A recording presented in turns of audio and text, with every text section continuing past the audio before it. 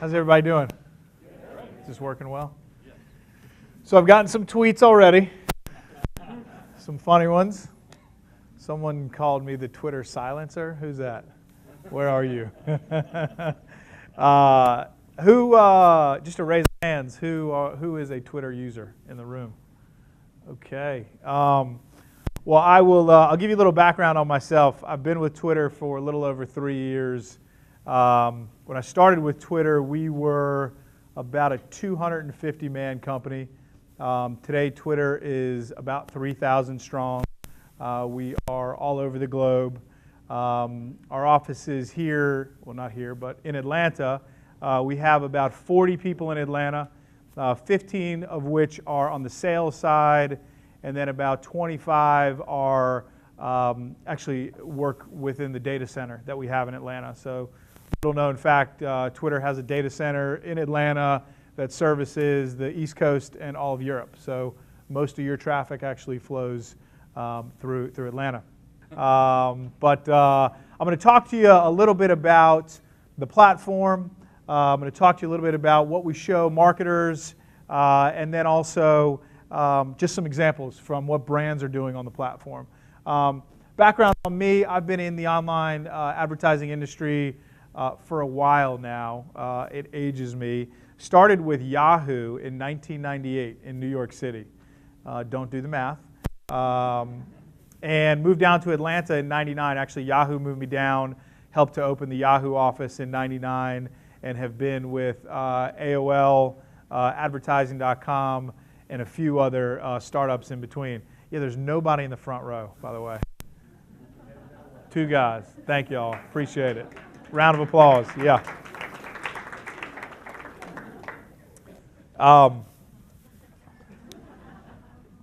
So I don't know if there's any active military in the room, but I just want to say thank y'all. Appreciate it very much before I got going here. So let me jump in. Trending now. Thanks for having me. I really appreciate it. It's an honor to be here. I know how seriously you take the Cottrell series, and so what I wanted to do first was, as you know, Twitter just went public at the end of last year. When we went public, we did what's called a roadshow. And a roadshow is we go to many financial institutions across the United States, and we talk to them about our business, talk to them about what Twitter is, what Twitter isn't, what they can expect, and really we want them to invest in Twitter. And this is the roadshow video that I wanted to show you guys before we got going. Tells you a little bit about Twitter. We started Twitter with a very simple idea. We started it because we wanted to see it. We loved it. And we kept building it because we wanted to see other people use it. There's a series, there's no one big moment. And each time I was like, oh, that's happening? Well, that means this other thing might happen. And then who knows what might happen next. We just never thought it would go this way. And I honestly think that's part of the reason why we succeeded.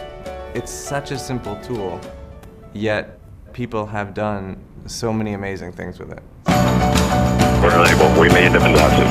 Suspect in custody, but nobody inside the perimeter. You're able to have these multi-directional conversations. You're not just broadcasting, you're there in the middle of it.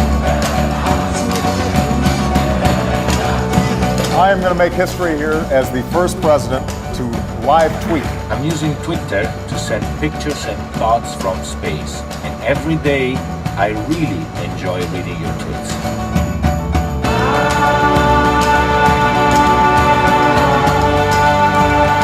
There's an incredible leveling of the playing field that gives every voice the ability to echo around the world instantly. And that democratization of content creation and sharing facilitates these connections that we see every day around the world that we would have never seen before. The possibilities and the opportunities afforded by the platform are limitless.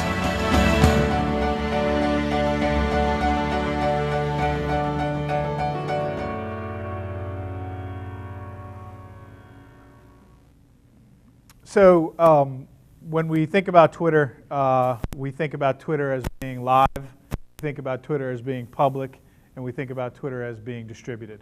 So you think about Twitter being live, when, I'm sure all you guys that use Twitter, you know, when anything happens in the real world around us, like the Super Bowl, Oscar, Grammy, Emmys, Twitter lights up. And that's really what the power of the platform is. The platform is all about really good content. What we like to say at Twitter is content is king and distribution is queen. And Twitter, quite honestly, is a distribution platform. So anybody familiar with this story? Yes, great. It was an awesome story. Came out of San Francisco. This little boy here, Miles, is battling leukemia, and Miles had a wish, and this was through the Make-A-Wish Foundation. His wish was to be Batman for a day. And the Make-A-Wish Foundation sent out a tweet. This is in San Francisco. Sent out a tweet from the Make-A-Wish Foundation in San Francisco. The tweet was, this is Miles, he's battling leukemia, he wants to be Batman for the day, come out and support him. So what happened? Tens of thousands of people in San Francisco lined the streets, and Miles became the real-life Batman for a day. Not only did it become a story in San Francisco, it was a local story that became global in nature. And that, again, is the power of Twitter. So what happened? The mayor gave him the key to the city for the day. And then we began to see this become a global news story. So you saw a tweet out of Brazil tweeting about, look at City Hall in San Francisco. And finally, you see another tweet from Latin America, and happy news, the whole of the internet is watching San Francisco shut down, #BatKid. And then finally, the real Batman tweeted and said, BatKid, best Batman ever. But that wasn't it. The culminating one was the president. Way to go, Miles. Way to save Gotham. And way to go, Miles. Way to save Gotham. Anybody familiar with Vine? Yeah. Way to go, Miles. So the president tweeted out of Vine. And this was, he didn't think about tweeting out that Vine when the day started. But when this story began to get energy and attention, the president created this Vine in the moment, tweeted it out. And it all came from this tweet. One tweet created that much energy and that much power about this kid, Miles. Story about the power of the platform. So when you think about way back, for most of you, when we learned about the news of a man walking on the moon, of the Berlin Wall coming down, of a man standing in front of a tank in Tiananmen Square, think about how we received this news. What happened was journalists got the story. They went and they did writing on the story. They vetted out the story, and then they went and wrote about the story. And then we received that information via the news, via television. That was then. This is now. So think about these stories. Think about the Arab Spring. Think about the Boston bombing. Think about the royal baby. Now, these stories are being written by all of you and me. And we are the ones who are now understanding and being the first to a story. And we're the ones who are now tweeting out these stories. And now it's the journalists who are getting their information from us. And this is now how we're learning about the news. Quick side story, I don't know if any of you knew this. When we took down Osama bin Laden, there was a guy in Abbottabad, which is where he was, who was doing work for a technology company, who was up at about 1 a.m. And he tweeted, I wish these helicopters would go away. It was 1 a.m. Or something about, I wish I could swat these helicopters to go away. Well, these helicopters were the helicopters that was the team that came in to take out Osama bin Laden. So he broke that story, the first person to break that story. Again, that's the power of Twitter, of the platform. So it's a new world. It's increasingly mobile. Twitter is about 240, 250 million active users all around the globe. About 80% are mobile. And the most interesting thing is we see about 1 billion tweets every 2 days. Now, it took Twitter 3 years, 2 months, and a day to get to the first billionth tweet. We now do 1 billion tweets about every 1 to 2 days. So the moments that are happening through the platform are breathtaking at scale. And Twitter is something different for everyone. So if you think about I broke down the conversation of different subjects on the platform, just to give you a sense of scale of what people are talking about. About 2.5 million tweets about music a day. About 1 million tweets about sports a day on average. See a little over 1 million tweets about movies. So just sort of our normal daily routine. Gaming, we're seeing that trend increase. Anybody know what a subtweet is? Yes? Nod? Is that a silly question in here? No? Okay. So a subtweet, you guys know what a subtweet is? Okay. So a subtweet is when someone tweets about you, but they don't put your name in the tweet, and it's a new language that's actually budding inside of Twitter. We see it a lot in high schools. The shortening of subliminal tweet, which is directly referring to a particular person without mentioning their name. Basically, it means someone's talking about them behind their back on Twitter, right? So we see 48,000 mentions of the word subtweet on Twitter. And so much so that we're beginning to see people who are legends in our industry talk about subtweet or actually subtweet. Memes throughout the entire week. You guys familiar with memes on the platform? So Follow Friday. Barack Obama, he uses Follow Friday. We see Throwback Thursday. This was Adam Young before he was famous and what his UPS picture looked like. Women Crush Wednesday. Couldn't tell you. I'm going to move quickly past that one. And finally, Selfie Sunday. So all of you know about selfies. Well, so much so that a selfie is tweeted every second, and selfie was named the 2013 Word of the Year. Anybody know that? I didn't hear. So moving forward into selfie and into the celebrity realm of Twitter. Anybody know these guys? This guy, Aaron Paul? Yeah, he was Jesse, right? Nod. Yep. Okay. So Aaron Paul came to Twitter a couple weeks ago as he just put out a new movie, and we did a Q&A with him. A lot of celebrities will come to Twitter because they use the platform so much for their outreach. And he came to Twitter, and we put together this movie for him. Put together the movie because he did something that was fascinating. He sent out this tweet to his character. Jesse, I love you, and you'll always be part of me. Thanks for the memories, your friend Aaron. So what we did was we took this tweet and we showed him what happened to this tweet after he tweeted it. And let me show you what it looks like. So that's his tweet, went out. These little dots, you probably can't see them, are all of his tweets and the people who receive them. So this is what we call his sphere of influence, right?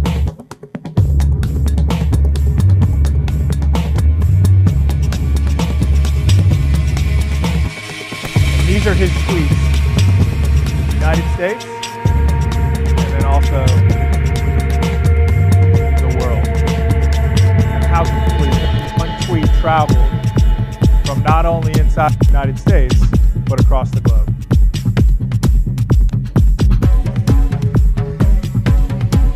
So it's just interesting to see how fast this content travels. An interesting story about this, how fast content travels. Everybody remembers when the plane went down in the Hudson, maybe 2.5, 3 years ago? Well, there was a guy by the name of Janice Crumbs. He was on the ferry that was going out to help the plane.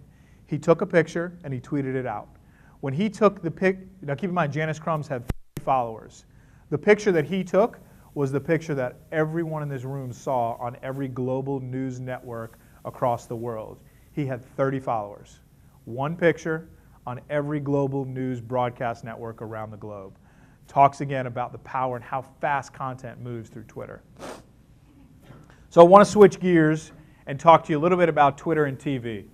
Has everyone seen hashtags and sports journalists' handles on television, right? So we're seeing a phenomenon on Twitter of Twitter becoming the second screen experience. And we've done a ton of measurement. We partnered with a company called Nielsen. Nielsen actually does all the ratings for television. And we found out that 95% of all public conversation about television shows is happening on Twitter. we felt the same way. So we built a business around it. And we have actually now put products in market where advertisers can now message to folks who have been exposed to their broadcast commercial on Twitter from an advertising perspective.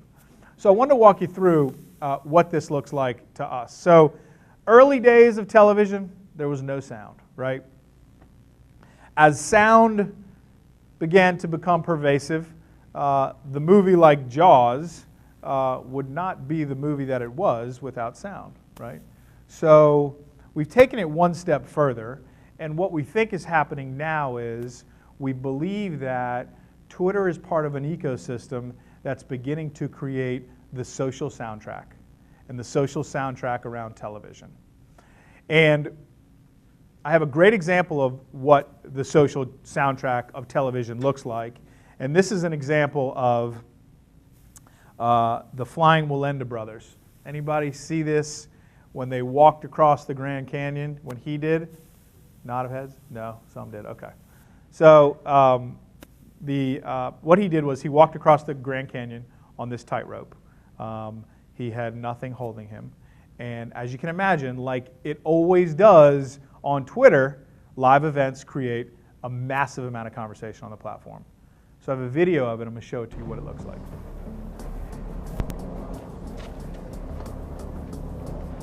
Thank you, Jesus, for this beautiful view. How's that dust on there right now? Oh, it's all right. Okay.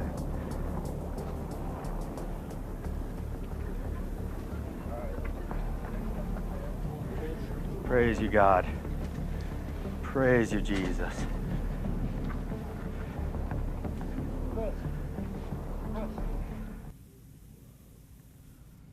Million tweets in 15 minutes. Hashtag Skywire. But what was the most interesting was people started to talk about the fact that he was wearing jeans. Not only jeans, but dad jeans. That's the worst kind of jeans you can wear. So Robert Flores tweets out, Skywire, victory for courage, perseverance, and dad jeans. Seth Meyer tweets out, thank you, Jeansus. But here's where it got interesting. Lee Jeans jumps into the conversation and tweets out, denim preferred by Cowboys, rock stars, and Nick Wallenda. So new trend that we're seeing, brands are now jumping into conversations on Twitter to surround themselves around conversations that are relevant to them, right? So I'm going to walk you through how we are looking at Twitter and TV. This is a pretty interesting graphic of the social soundtrack, okay? So you got to bear with me as I walk you through this model. So this is the Walking Dead television program and the beginning of it. And you can see Surly 571 says, just shoot him, Rick. Hashtag Walking Dead, right? So that one tweet, and this was at the 8 o'clock time frame, that one tweet went out and went out to one follower. That tweet continued. See this? Over the next hour to about another handful of followers, another 10 followers, right? And then that tweet kept going. Now, what's really interesting about this is Surly's tweet that went out, just shoot him, Rick. If you actually take a look at it and you bunch up all these people and you take that one tweet that was sent out over a 3-hour time frame, we actually now have the ability to look at what we call live reach. So the amount of conversation that's happening right here and now about a certain show, about a certain commercial, quite honestly, about anything. And so what we're doing is we're actually we've worked with Nielsen, and we've created a new metric. And the metric is called the Nielsen Twitter TV rating. The Nielsen Twitter TV rating, which we just launched, shows how much social interaction is happening with each one of these shows. So when people go and buy broadcast television, not only are they buying broadcast television on reach, they're also buying it on social interaction.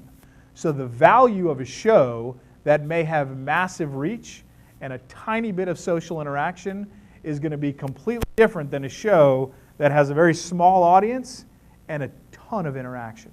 Because what they have found that when people are interacting with the show, they're going to be more receptive, A, to the show, B, to advertising in the show. So we have found the metric itself is actually taking the broadcast world potentially to a new place and time.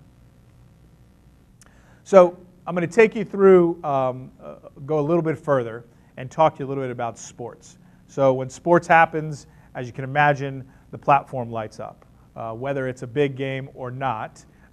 This is actually a program that we have created around Twitter and television, which is called Twitter Amplify. Twitter Amplify is, we actually 2 years ago, one of my colleagues had a great idea. He said, you know, would people be interested in instant replays through Twitter? So something happens in a football, basketball, baseball, whatever it is, game, and then that replay be tweeted out and also brought to you by a brand. So we created a product called Twitter Amplify, and this is what it looks like. 3, 2, 1. Stolen by James. Miller ahead. Here it goes. Down. So instant replay brought to you by Taco Bell, and we now are doing it with, we actually now have over 40 partners, all the major leagues. We did it for the NFL season. We're about to do it for Major League Baseball, and we did it for NBA. And we give the brands the ability to ride this content through the platform. So now the brands have the ability to own content that they may or may not be associated with prior to owning Amplify. This is just an example. Travel your way into theaters. This is the end. I'll stab you. This is much earlier than what we've seen. Oh, picked off by Wade. Here's Wade to the rim. So billions of moments on the platform for you to engage. You as in marketers, as how I would talk to you. So how can you plan for the moment, for everyday moments? So let's take, for example, we talked about earlier these conversations, but running, right? So the word run. The word run has a normal trend every day where we see a ton of tweets in the beginning of the day of people going on a run, and the end of the day, people going on a run. So how do brands take advantage of this? Well, Nike jumps in because they can plan for when these conversations are going to happen, and they tweet, "Miles, eat them for breakfast." Now, they also, and what brands have done is they've brought celebrities into the mix. So Macklemore, they actually have a challenge that Nike Fuel is running that they'll jump into those conversations about the word run, right? Now, I'm going to talk to you about how you take advantage of live moments because Twitter is just that, it's live. So Super Bowl, Denver Broncos, Seattle Seahawks, they both tweeted out these vines before the most recent Super Bowl, just to give people inside access of what was happening.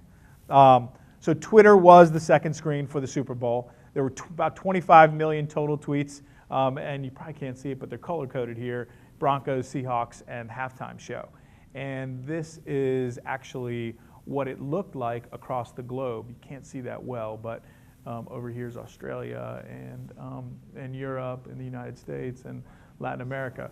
So all over the globe, people are talking about the Super Bowl. So the Super Bowl is really a global event, not just in the United States. Who won that game? Actually, I'll show you in a minute.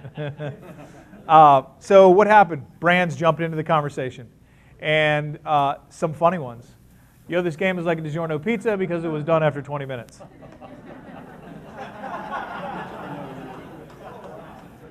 There was a little pause there. Took you guys a bit. So then obviously people respond. So what happens is this dialogue happens on the platform between these brands. What we saw in terms of the top 10 most tweeted about commercials, I don't know if you guys remember the Esurance commercial. They were giving away like $2 million on Twitter. That's why it had the most tweets. But also Budweiser, T-Mobile, H&M, Transformers, all these guys. So what happened was, interestingly enough, this is the third Super Bowl that I've been with Twitter. The first one, I think there were 4 advertisers who had hashtags in the Super Bowl for their commercial. This Super Bowl, there were, I believe, 75% of all advertisers had a hashtag in the commercial. And what a hashtag does is it just ties together the conversation. So let me pivot to Sochi. And we used to measure events with TPS reports. Didn't go so well. Okay, all right, different crowd. We did actually, tweets per second. That's an office joke, but now we measure it in tweets per minute. When the USA beat Russia was actually the most engaging moment that happened on the platform. There were over 72,000 tweets per minute when that happened. And then what happened was brands actually started to jump into the conversation. So Visa used a Vine, and they tweeted out just this really clever Vine. You've never seen the Olympics quite like this. Origiful is bringing his Vine magic to Sochi. So who's Origiful? Well, this actually allows me to pivot to Vine. So Vine is this awesome company that we acquired about a year ago. It quickly shot up in the App Store, became the #1 app for a long time. There's now over about 40 to 50 million registered accounts on Vine. What's happened is, and this could be interesting to you guys, is actually a micro cottage industry has really sprouted of what we're calling Vineographers. So people like this guy, Origiful, who are making vines for brands and turning it into a business. AT&T jumps in. They actually wanted to give folks a chance to be in their commercial where you could actually go to, you could click on this link and you could register and you potentially would be in their commercial at Sochi. Really interesting use. And so, but what happens when things that are not planned happen, like this? You guys remember the one ring that didn't open up? Of course, Pampers jumps into the conversation. We found the missing ring. Nice, cute bit.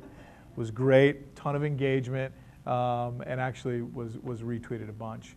And then Johnny Quinn, who is an athlete, actually got stuck in the elevator. And this is what he tweeted out. Nobody's going to believe this, but we just got stuck in an elevator. Ask Bob Sletter. And then finally, Dos Equis did a pretty funny Vine about life's greatest obstacles. Yeah. So these brands are getting really cute on the platform and creating engagement. What's happening is we've done studies. The more engaging that these brands are becoming and the more authentic their voice is on the platform, the higher propensity people have to purchase from these brands. So we're seeing direct correlation to their authentic voice to sales. And at the end of the day, that's what these businesses want to hear about, is how are we driving sales for them. So connected moments. So wanted to talk to you guys quickly about this interesting program. Anybody hear about this? Starbucks? Yeah? Good, okay. It's a great program. So has it ever happened to you, you're in a Starbucks line, somebody bought you a coffee? It has, okay. It's never happened to me. So Starbucks came to us and said, listen, there's this trend that's happening where people are in the drive-thru and they're buying a coffee for the person behind them. And they said, listen, we want to figure out how we could use the platform to do the same thing. So we came up with Tweet a Coffee. And what it looks like, actually, I'll just let you see the video, is this. Know someone who deserves a Starbucks coffee? Now it's as simple as sending a tweet. Introducing Starbucks Tweet a Coffee, a cool new way to give the treat of Starbucks. Tweet Starbucks to your yoga teacher, your dog walker, or someone you follow but have never met. Use it to celebrate and reward the big and small things. Once you've linked your accounts, all you have to do is tweet @tweetacoffee to your recipient's Twitter handle. You can even include a short note. They'll receive a tweet with a link to a $5 Starbucks card e-gift that they can redeem right off their phone at participating stores. It's a new way to say, you're awesome. This Starbucks is on me. To get started, go to starbucks.com/tweetacoffee to connect your Starbucks and Twitter accounts. Then you're ready to go. Only from Starbucks and Twitter. So I tried to get everybody's handle so I could tweet everybody a coffee. but there were just too many people, so I apologize. I didn't send everybody a coffee. But it's a really great program. If you want to have fun or someone's done something awesome for you, tweet them a coffee. So moving on to other brands and how they've used the platform to tie it back to real world examples. So Axe did this awesome campaign, hashtag Kiss for Peace. So if you tweeted to hashtag Kiss for Peace and they chose your tweet, they would show your tweet in Times Square on the billboard, right? So Jessica tweets this kiss. That kiss shows up in Times Square. So what happens? Well, she tweets was featured twice in Times Square, hashtag Kiss for Peace. So other brands begin to jump into the conversation. H&M jumps in. We're taking this commercial break to Kiss for Peace. Cheerios jumps in. Peace, love, and Cheerios. And we saw significant engagement. So wanted to show you backtracking to the social soundtrack on Twitter. So TV's been a big part of everyone's lives, right? The average time per day that we all spend watching TV, probably too much. And hopefully this will go down. But what's really interesting is the amount of social tweets that are now happening that are associated with television. I feel like I'm spending so much time on this side of the room. I apologize. Let me get over here. So as you can see, we've seen over the past, this is up through 2012, a significant amount of increase of social interaction with these television shows. And what we now have the ability to see is these trends of people talking about the different types of shows. So reality shows, usually you see drama in the beginning of the show and throughout the show and at the end of the show. And then when these shows end, the conversation stops because that's what Twitter is, live, right? So brands and shows have now jumped in to figure out how they can become more social in nature. AT&T jumps in. This was actually American Idol, and they asked people to tweet hashtag disagree or agree to help them choose. And this is actually what it looks like. I don't know if you guys saw this. This was actually last year where there was live, people would tweet in live and you could see this meter go back and forth in terms of if they agreed or didn't agree. It was an interesting use of it. But where people really began to use the hashtag on television, vitamin water could be the best example of it. And they used hashtag make boring brilliant. And this is actually a video. Vitamin water is out to make everything that's boring brilliant, starting with this delayed flight. Folks, looks like it's going to be another 45-minute delay. Sorry about that. Really? Seriously?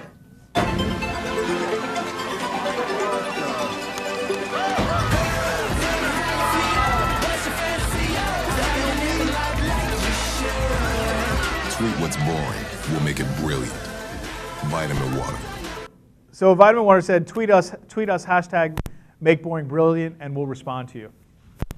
And what they do, they made a site and they asked people to tweet, and there were over 5 million tweets a week, and they had campaigns up in the subways, they had campaigns, outdoor campaigns, and people started to tweet.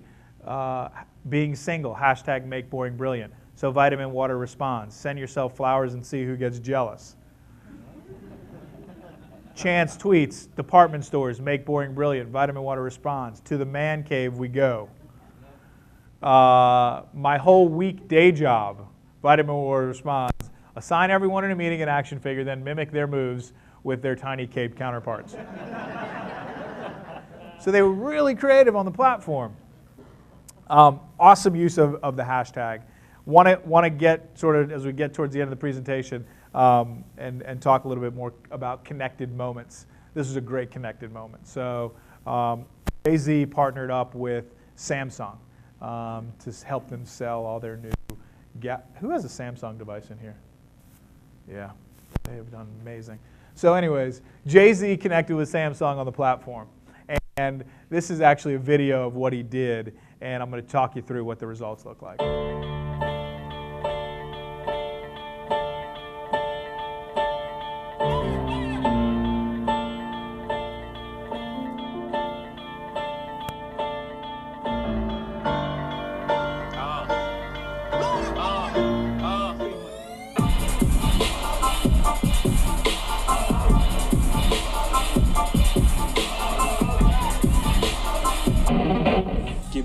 world at one time and then letting them share it, and it goes out. So what did he do? He launched his brand new album with Samsung, and within the first 24 hours, over 1 million downloads happened. And there was a huge, anybody know what the controversy was after the 1 million downloads? Nobody. Billboard would not recognize the 1 million downloads to make it a platinum album because it was part of a sponsorship. So Jay-Z then tweeted out new rules. And yes, new rules are true. This is actually the initial tweet coming to you first, unlike Jay-Z's new album, Magna Carta. So really interesting use of tying celebrity to brands and moving product on the platform. Connected, live, every day, plan for the moment. This is how we talk to our advertisers on the platform. And that's all I got for y'all today. Thank you very much. I appreciate you taking the time.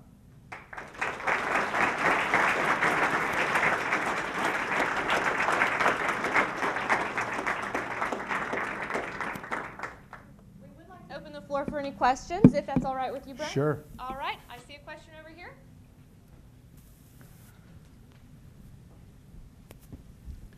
So you gave us a great example of Pampers finding the Olympic ring. How do you then show Pampers that people bought more diapers because they tweeted a cool tweet? Yeah, great question. I get that question a lot, actually. Not at universities, though. So we have put a ton of resource into our research and analytics department.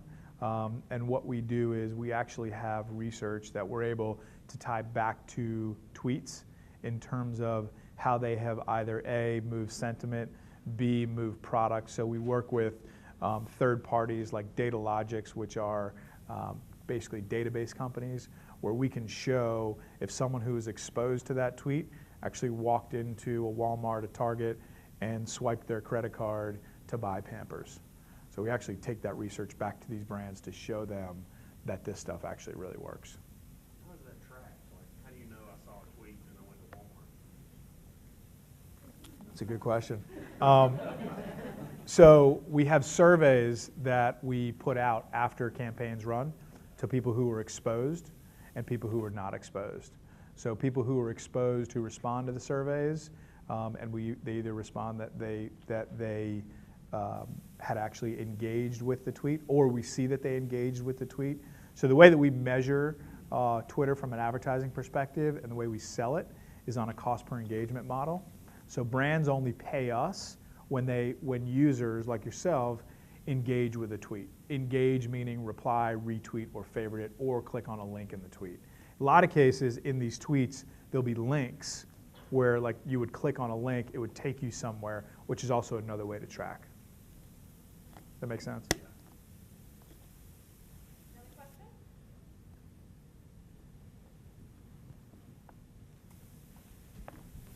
What does Twitter look like in the future for international businesses and just expanding out internationally?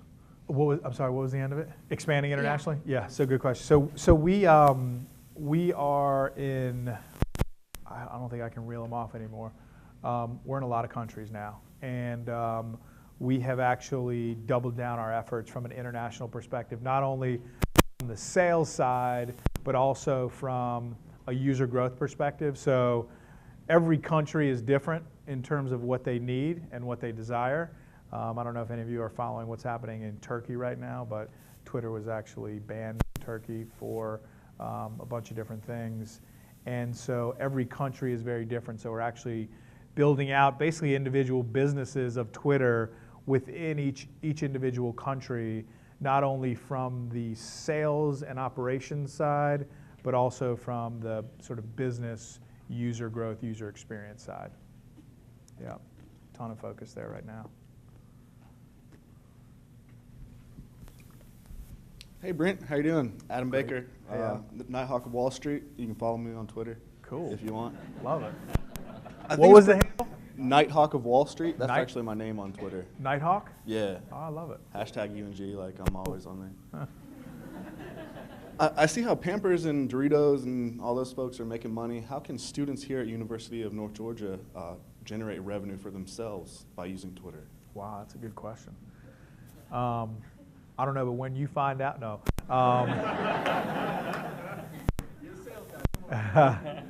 Well, you know, in a lot of ways, people really will use Twitter from a small business perspective, either to hone their expertise, meaning whatever they're experts in, there's something that we're all experts in, and using the platform as a bit of a broadcast tool or a megaphone, if you will, to either talk about your expertise to others, where people will contact you for your expertise, where you can then give your services that would turn into, I assume, payment. But in terms of making money directly through Twitter, we have been spending a lot of time on commerce through the platform. So think about one-click purchases within a tweet that we're working now with brands to figure out. More of that in the future. But for now, I would say probably growing your follower base, letting people know what your particular expertise is, and making money that way. We've got a question that has been tweeted in. Awesome. Can you discuss user security at Twitter and its priority? Yeah, that was tweeted a lot. And was anybody else part of that tweet? It was retweeted a ton. Who sent that tweet out? Anybody in the room? No? All right. We had about... Other campuses. Oh, okay. Got it. Yeah, there was a tweet that was that there was about 15,000 retweets on it. Bot in there or something. But security is actually very important to Twitter. It's actually why we rolled out double verification to log into Twitter about a year ago. And the reason you hear often about security issues is because Twitter, it's public, it's open, and it's unfiltered. So hackers have a play day with the platform, but we have invested a significant amount in security. Like I said, two-way verification, which we rolled out about a year and a half ago, and more security tools will continue to roll out as the platform continues to expand.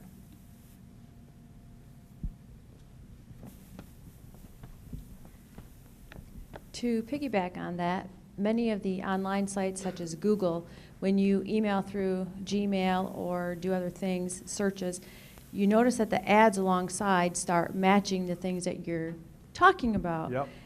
Does Twitter do that? Do you take what we're talking about, give that information to your brands that pay money to you so that they can contact us? Yeah. So we do it. It's a different form of it. Basically, what advertisers can do is they can actually target people based on what they're tweeting about. So if someone tweets about, you know, need a vacation, the next tweet you may see from Marriott Vacations or Disney Vacations. It's a standard practice in the industry, and the genesis is really driven from relevancy. So what's most relevant to the user to see from an advertising perspective?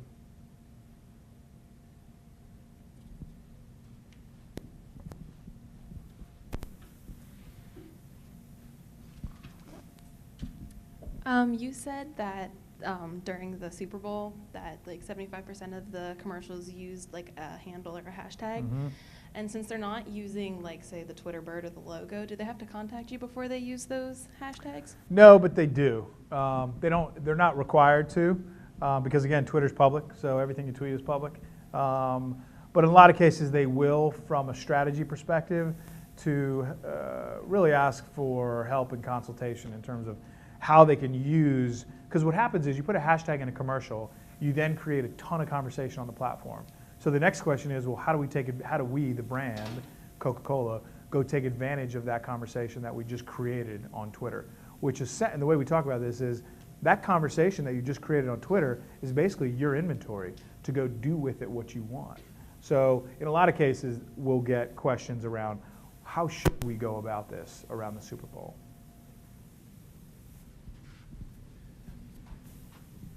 I love it. A lot of questions. It's great.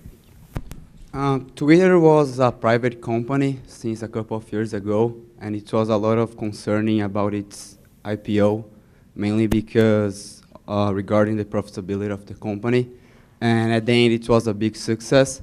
So my question is how it affects your department, like sales, if it could improve opportunities for new investments for the future, and how it could affect like your job. Great question. So number one priority at Twitter is the user experience. So making money is a necessity. We think about it like oxygen. We need it to live, but it is not our number one priority. Number one priority for Twitter is the user's experience and giving the user really, users in a lot of cases use Twitter for freedom of speech. So when you think about Twitter, and if you go to San Francisco and when I go there, you feel there's an energy of the company. The company is very mission-based. And it's mission-based because everyone feels like they're on a mission to connect every person on the planet via Twitter. And what that does is gives people in developing countries the ability to have a voice that have never had a voice. The ability to communicate with someone like you that they've never had the ability to communicate with someone like you. Because again, Twitter is open, public, and unfiltered. So when, yes, obviously the company's public, but again, number one priority for the company, user experience. I think there was a question over here, no?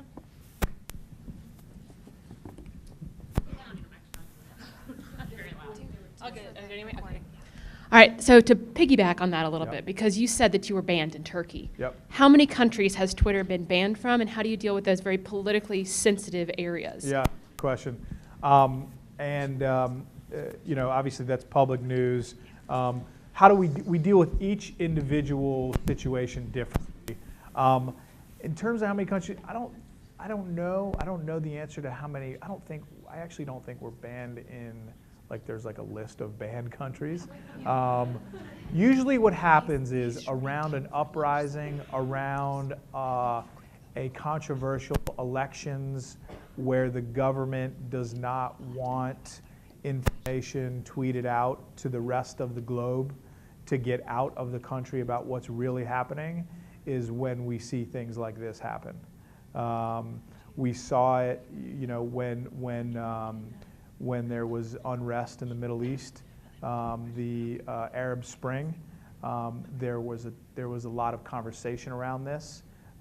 Nothing actually ever happened, but we have a legal team that is actually in Turkey that is working with the government, and that's what we do. We will sit down and work with the government and understand what the issues are and make adjustments as needed if that's the case.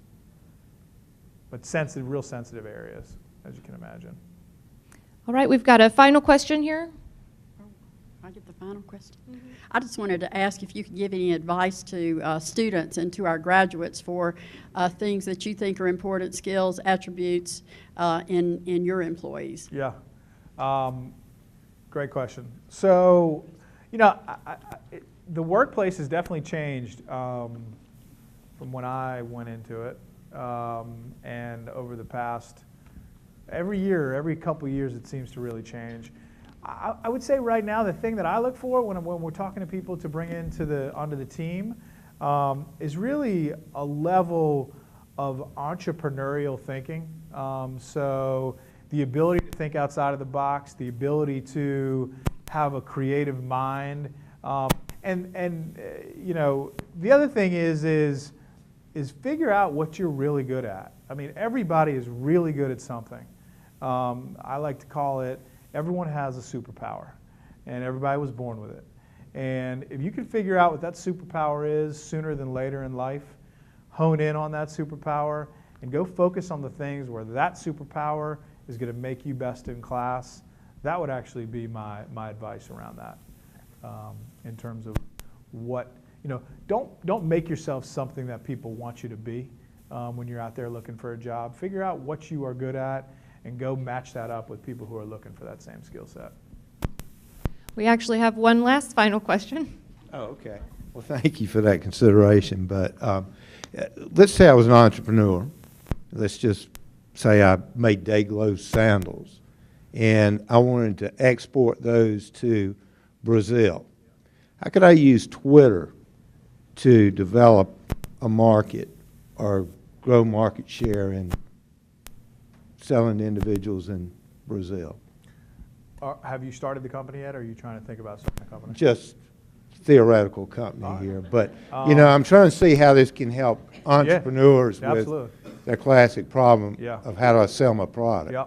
So first thing is Twitter is a hotbed for information. So you live in the United States, you want to go sell a product in Brazil, there's a ton of information and data you can pull out of the platform in terms of how you should create your product, A.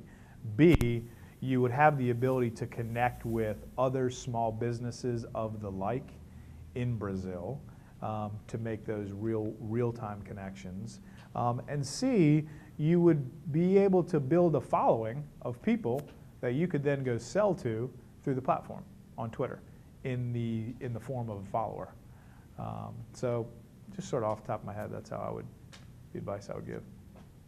Thank you. Absolutely.